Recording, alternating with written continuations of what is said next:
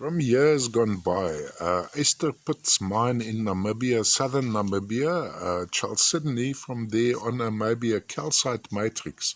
So we have almost a cast of Chalcedony variety blue lace agate sitting on this.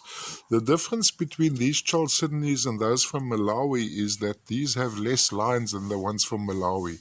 And dusting this whole formation would be tiny druzy quartz crystals sitting across the whole lot of these Chalcedonies. So a lovely, lovely piece, not a super rarity, but a lovely, colorful piece to have. I think my still pictures may have overexposed the blue slightly.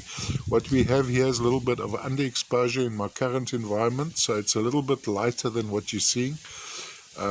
Blue with this coating of druzy quartz, very, very bling bling. As I move it around, you can actually see the glow on this crystal. I think and then of course on the cross, it would stand on its own. Also quite interesting is almost this patterning in the calcitic formation at the bottom. It's almost like there's a cavity in that.